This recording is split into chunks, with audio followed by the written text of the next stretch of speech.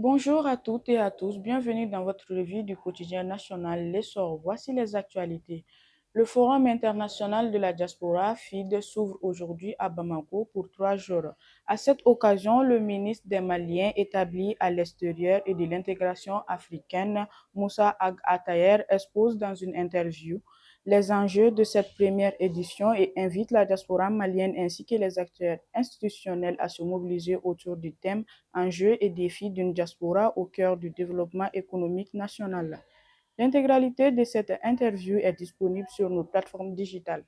Bamako accueille depuis hier une rencontre de 3 jours des services techniques chargés du financement et de l'entretien du patrimoine routier des pays de l'AES. Les délégations du Burkina Faso et du Niger, conduites par les directeurs généraux des fonds d'entretien routier, échangent en vue de renforcer la coopération et d'harmoniser les actions et les textes de ce domaine.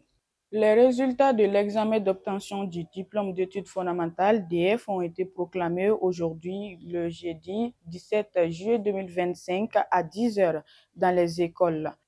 Ils sont également disponibles sur les sites du Centre national des examens et concours de l'éducation. Le ministre chargé de l'Éducation, Amadou Sy Savané, a indiqué que le taux de réussite de cette session de juin 2025 est 53,2% contre 44,43% l'année précédente. Plusieurs heures d'audition le mercredi 16 juillet devant le procureur de la commune 4 de Bamako, l'ancien premier ministre Moussa Mara, assisté de son avocat Mouktar Attal, a regagné son domicile dans l'après-midi.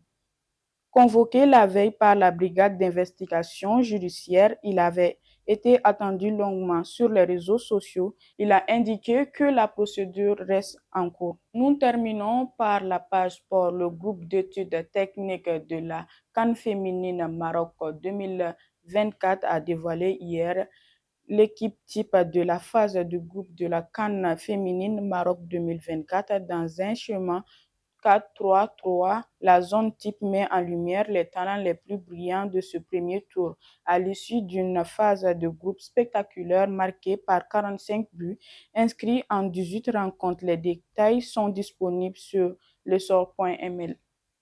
C'est tout pour cette revue. Merci de nous avoir suivis et n'oubliez pas de nous suivre sur notre plateforme digitale www.lessort.ml et sur toutes nos plateformes digitales.